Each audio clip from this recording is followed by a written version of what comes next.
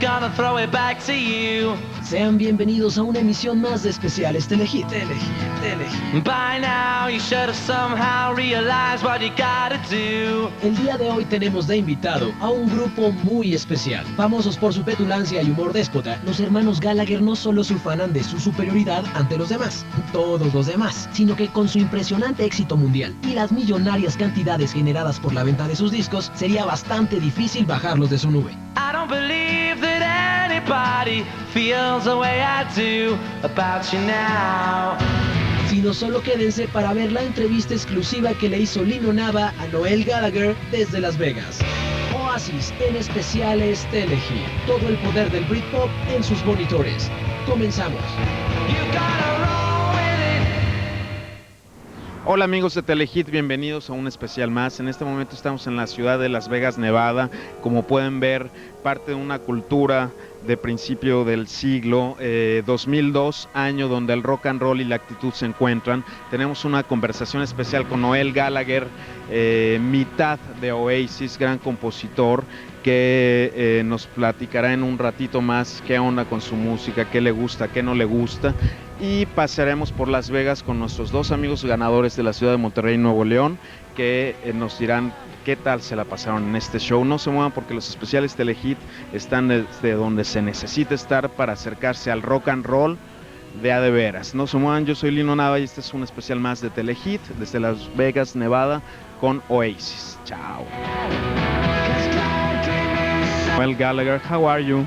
How's everything going so far? Fine, fucking Phil Collins, what's all that about? Yeah, I hate Phil Collins. Do you hate it too? I can't stand, he makes me vomit. If I get sick on you, you don't mind, do you? No, it makes me sick. But anyway, carry on, I'm fine. How are you? I'm doing fine. I'm very happy about talking to you and being in this really strange place, Vegas. What's your feelings towards playing this huge, like Hollywood set city like Las Vegas? I don't mind. Well, I mean, it looks strange from the outside. Once you get in, it's just like a regular gig, I suppose. But I like Las Vegas. I think it's funny. You know, a lot. I don't think you could spend more than 2 or 3 days here. I think if you came for a week or two, you'd drive me fucking mad. But I like it. You know, it's cool. Are you into gambling and that stuff? No. When you're on tour, what's your favorite, hobbies to do to get off the rock and roll stuff?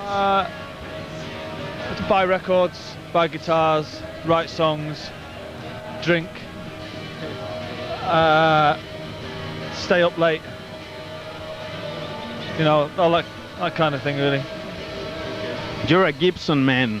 Why Gibson? I mean, this is supposed to be like a conversation between musicians. I'm not a journalist, I'm a musician as well. Oh, really cool. Yeah. So why Gibson? I don't know. They just seem to be. I have lots of guitars, not just Gibson. I have Fender guitars and Epiphone guitars and Rickenbacker guitars, but I play Gibsons a lot. actually you have this with the British flag over it. This like a special custom made for you.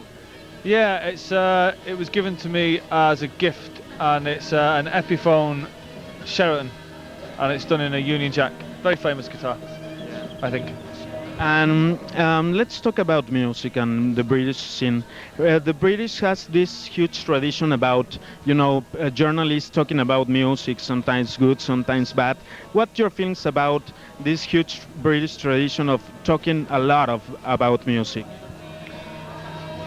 Well, it's good, isn't it? Because I suppose that's why we have so many great bands in Britain, is because there's a musical culture that goes with that goes back 50, 60 years now. So if it wasn't for that, then we probably wouldn't be in groups. We'd probably do something else, But sometimes it's good, sometimes it's bad. A lot of the times, a lot of the stuff that they write about my band in particular, it's not very nice sometimes. But then again, I like reading about other bands, so I can't knock it really. Help, I need somebody. Help, not just anybody. Help, I need someone.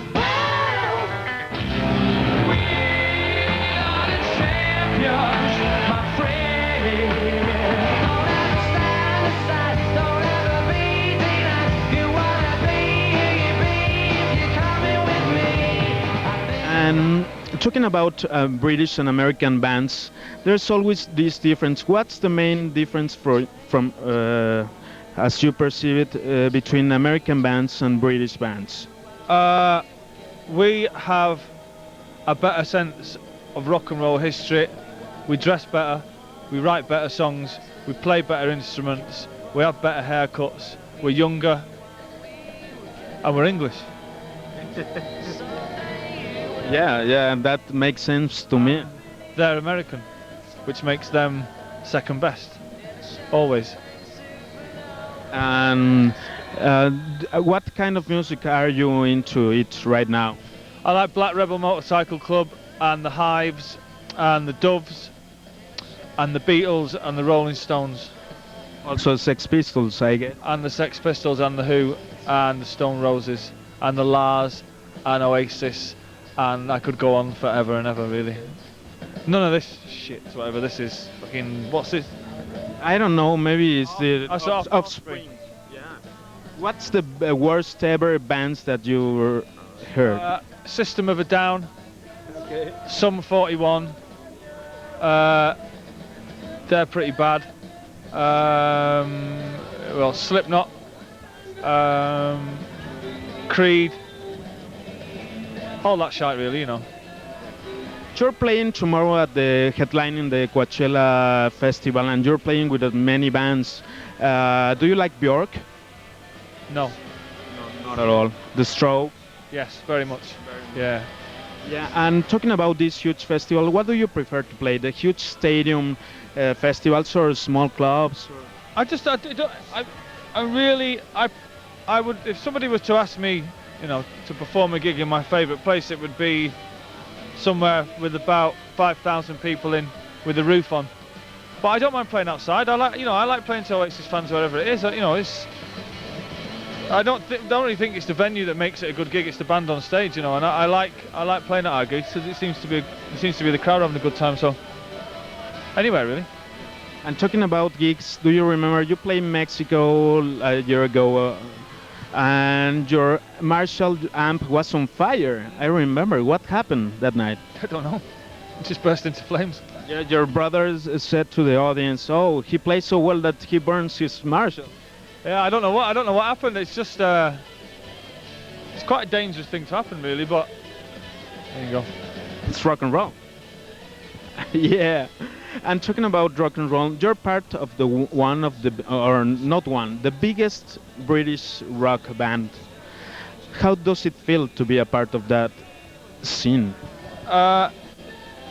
Some days it's good, and some days I wish I didn't do it for a living. You know, some days I wish I was in a small band just doing it for fun. But I don't know. We've always been a big band ever since the day we started. Ever since we started putting records out, we've always been perceived as probably the biggest band in England, really. So there's some. I don't know. I'm very much used to it now. It feels good that so many people like us. You know, it's good. A great songwriter. What inspires you? Just life itself. That may sound like a cliche, but I don't write about pain and suffering. I write about hope and happiness, I think. I always say I can see the good in life, you know what I mean? Whereas people like these fucking idiots, yeah, they look at life from a different perspective. To them, it's always, they write about being losers and about, well, just about life being crap, whereas I think that everybody on the planet is a star, and I think that everybody on the planet possesses some form of talent, and I like life, I like being a human being, and that's what I write about, you know. Yeah, and it's terrible because a lot of kids are listening to that and they think that those bands are great. What do you have to say to these kids? Just shut up. Just shut up. They're just thinking about having low self-esteem. Now that's... Why would you write a song about having low self-esteem? You know, that's just, to me, it's fucking ridiculous, you know. You should write a song about how much you love your girlfriend or something, you know. To me, you look like a happy man, like you're in love. I can tell, maybe. I'm always in love. I love life, you know. I like me. Well, I love me, and I love my brother, and I love my girlfriend, and I love my daughter, and I love my mother. I love the people I'm in a band with. I love the record I've just made. I love the records I've made in the past. You know, I'm a happy guy. There's not too much to get upset about, really. And even if there was, it only lasts for a day. Tomorrow will be another day. Yeah, it's cool, man. What do you like the most about Liam, your brother? I like his voice the most, and I like the clothes he wears, and I like his two beautiful sons because they're my nephews, and I like his sense of humour. I like his honesty most of all, probably. He's very honest. You always know where you stand with Liam. And what do you hate the most about him? If you hate something. I don't like him when he's drunk. When he's drunk, I don't like him at all. I have to leave the room when he's drunk because he just fucking rabbits on and on. Big mouth. You know how it is. Just want to strangle him sometimes. You know. But I'm growing old, so sometimes I just walk away now. So. And that's part of a sanity relation, like a true, honest relationship to you know, to say the bad things and to say the good things. No? Yeah, well, we're brothers, you know, we're allowed to insult each other. And talking about this new record, the guitar on your new single Hindu Times had a great hook. How do you develop your guitar style? You're talking about to guitar player to another guitar player. I don't really feel I have a guitar style, and I don't really think that I'm a very good guitar player, and I don't know how it happens. It just happens.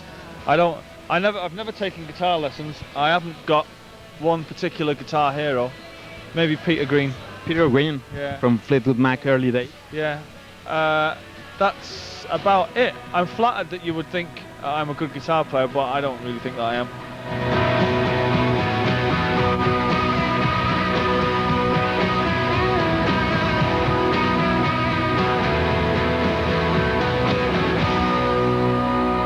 You have this personality. You have style. You have like. I don't have a guitar style. I don't know what it is. If it is, explain it to me. Then you explain to me what it is. I don't know. Your chords. Your chords.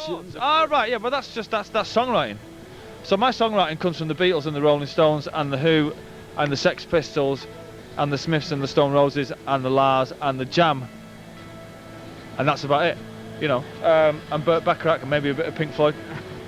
But that's about it, really. I don't know. It's just me, isn't it? That's what I do when I play. That's what I do. Yeah. But I thought you meant my guitar playing, which is. No. Songwriting is different, you see. Yeah, songwriting is different, and that's your thing, songwriting. Yeah. And what's it's a lot better than, you know, to be angry to write songs. For you. It's the Strokes. The Strokes. Why don't they fucking turn it up? I just turned it down. Yeah, maybe because we're... Repeat the question, sorry, go on. Okay. I forgot the question, but I was thinking about songwriting. There are too many main forces for me, love and like an anger. Oh, yeah. What's the balance between them? I don't know. For me, last night she said... I don't know what the balance is. I just try and write the things about things that are true to me. You know, I don't analyse my songwriting in the slightest. What's the point? You know, music should not be thought about. Music should be felt. Yeah. You know, a lot of people try to overanalyze this band, The Strokes, and it's just fucking listen to it. If you like it, great. If you don't like it, don't fucking listen to it. You know, especially the music press in England suffers from this because they write so much. They just overanalyze everything. It's like if you go and see a band and you get it, then you get it, and if you don't, then you fucking don't. You know, it's quite simple. Yeah. But the balance is, I don't know what the balance is. I don't know. And that same principle applies to your brother's songs. He has 3 songs on your new album. What was your first reaction when you were listening to those songs? I think Songbird is incredible. I think Born on a Different Cloud is fantastic. And they're all great. They're all really, really good, and if they weren't good, they wouldn't be on the album. You know, it's as simple as that. I don't analyse Liam's songs either. I just listen to them. You know, and he played me these songs, and I went, fucking great. And he said, do you like it? I said, I love it. You know, and that's it. I don't know why I like it. I just do. It's like, why do people prefer the Beatles to the Stones? You know, it's just whatever it does for you is whatever it does for you. Viendo a Oasis en especiales Telehit. Quédense con nosotros, en un momento regresamos. Lo mejor del Britpop llega a tu pantalla. Continuamos con Oasis en especiales Telehit. I can picture you and your brother 10 or 15 years ago doing the same thing. Maybe. What has changed from the Gallagher young boys to the Gallagher these days? Well, we're 10 years older. You know, I don't. Me and Liam don't do. Oh no, I don't know. We're just growing up a little bit, but nothing's changed really. We're still. Oh, people have left the band and stuff like that, and the music scene has changed around us, but we don't change. We fucking love rock and roll, man. Yeah. You know, and not in the way that, like, you know, like Kiss. You know, fucking yeah, I love rock and roll. It's not like that. It's like, you know, we genuinely have a love for rock and roll music. Yeah. Not heavy metal or fucking speed metal or any of that. You know, for like whether with their bands I keep mentioning, the Beatles and the Stones, we love them bands. You know, and we love that kind of music. Little Richard, Elvis, all that stuff. We fucking love rock and roll music. You know. And that's what we'll continue to do, because we don't like any other music. I fucking hate jazz. I can't stand most punk records as shit, apart from the Sex Pistols. I don't like reggae music. I don't like dance music that much. You know, I don't like experimental music. I fucking like rock and roll, you know. But you have done some interesting collaborations. You recorded with Goldie on the Saturn Return album. That's an amazing song, and you play beautifully over there. Yeah. That's drum and bass or jungle. Yeah. Yes, it is, isn't it? I don't know how to explain that, but he's a friend of mine anyway. So he, you know, I would help him out at any time when he needed some, you know, guitar. He just said, "Look, I need a guitar riff," and you know, I mean, you know, he was my best friend, so I was like, "Well, you know, I'll do it then." You know, and it is a good time. And I've worked with the Chemical Brothers before and stuff like that. Yeah. And setting song, yeah. Yeah, but I think the Chemical Brothers are rock and roll. Yeah. You know, and me too. Yeah. And I think that song "Set in Sun" is one of the greatest fucking punk rock songs ever written. You know, and I think Goldie's punk rock. You know, I don't consider it to be dance music, or I wouldn't have touched it with a fucking barge pole. You know? Yeah.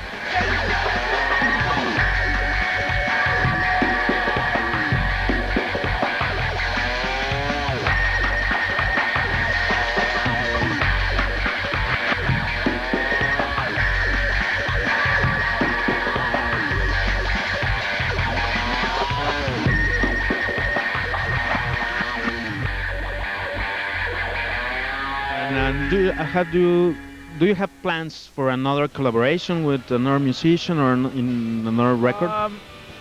Not at the moment, no. I don't think. No, I'm quite content doing stuff with Oasis at the moment. And I've got a band in England on my record label called Proud Mary that I do some stuff with them. But I also play drums in another band called Tail Gunner. So I'm really drums? Yeah. Wow. I'm a great drummer. Really? Yeah, fantastic. I'm a better drummer than I am a guitarist. Really? Yeah. Maybe. I don't know why, but I don't know. I used to work for a band, and I used to set up their equipment, and I just sat behind the drum kit one day, and I just started to play it, and I can play it really well, like Keith Moon. Like Keith Moon. I fucking love it. Actually, Gem told me I've got the exact style of Ringo Starr.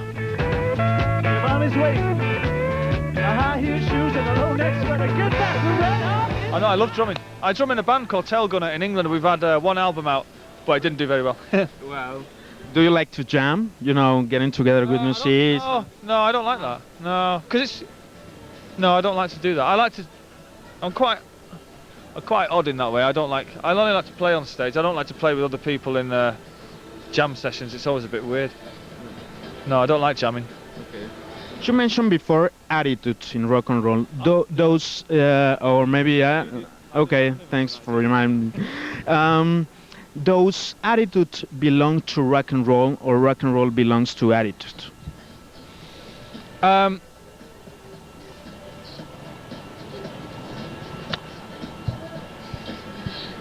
I don't know. I don't think you can answer that question because Elvis Presley had attitude before he invented rock and roll, right?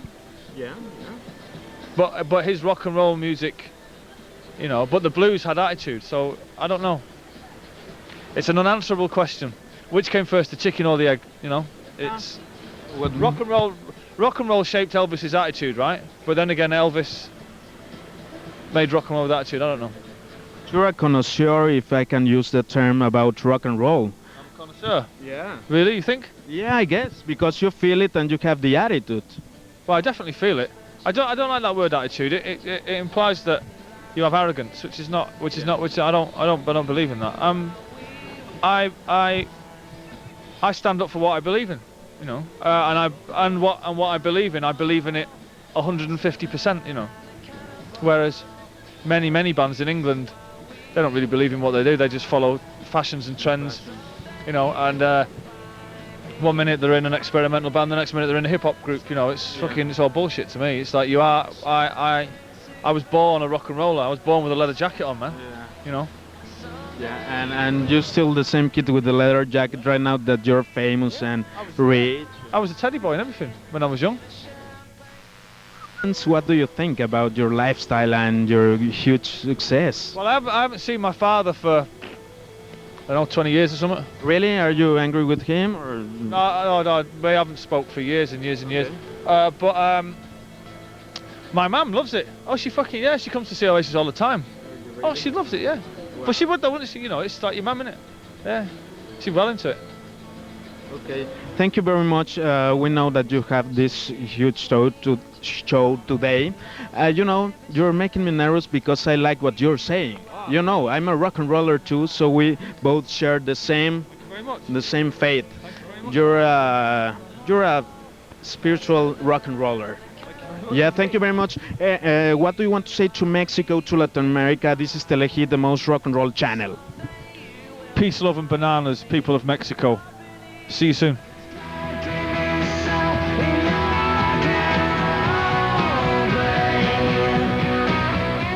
Amigos de Telehit, continuamos en este especial de Oasis desde la ciudad de Las Vegas, Nevada.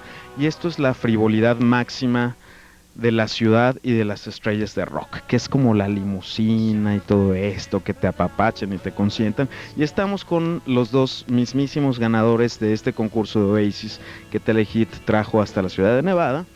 Y pues queremos ver cómo nos fue en el concierto. ¿Qué les pareció el show? La arrogancia, el rock and roll, los guitarrazos, la distorsión, ¿qué onda? ¿Cómo se la pasaron? No, pues estuvo genial todo desde el principio. Con el inicio, con Fucking in the Bushes, fue increíble. La arrogancia de Liam, impresionante, algo que nunca había visto así tan de cerca. Y pues Noel, pues qué se puede decir. Increíble en Gas Panic, increíble, simplemente de principio a fin, totalmente indescriptible. ¿Y a ti qué te pareció? Por lo que puedo notar y que ya hemos platicado, los caballeros, bueno, la dama y el caballero vienen de Monterrey, Nuevo León. ¿Qué onda? ¿En Monterrey hay muchos fans de Oasis? Sí, demasiados, pero no sé, no, es que no me gusta esto. ¿No te gusta hablar en cámara? No. Digo, igual no tienes que hablar mucho, la cuestión del premio que ganaron era ver el concierto y la música muchas veces habla por sí sola, ¿no? ¿Cuáles fueron las canciones favoritas que tocaron Oasis la noche de ayer? Pues primero con el fondo de Fucking in the Bushes fue así, la piel de gallina, ¿no? Me gustó bastante Gas Panic, la de Hindu Times, el nuevo sencillo. La de Don't Look Back in Anger, que fue así como un encore, ¿verdad? El primer encore que tuvieron. Champagne Supernova. No, pues, ¿qué más puedo decir? Fue la de Sunday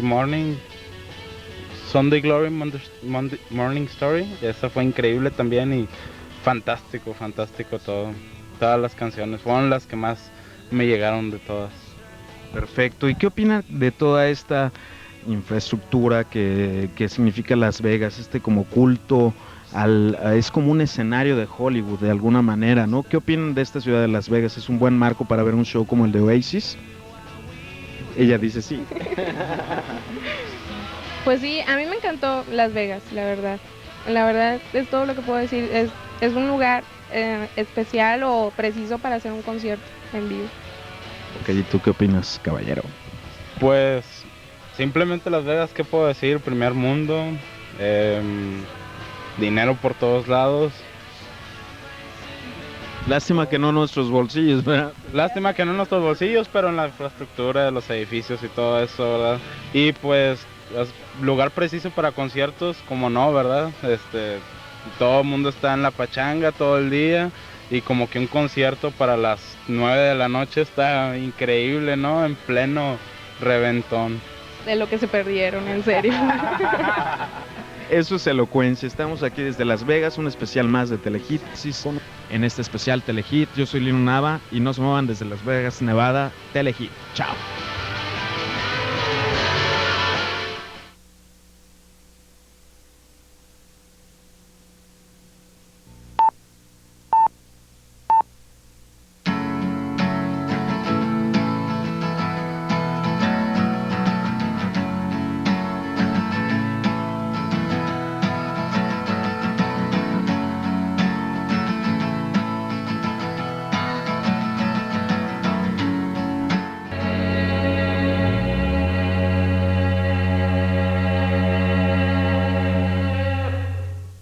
De este programa por este mismo canal. Hasta la próxima.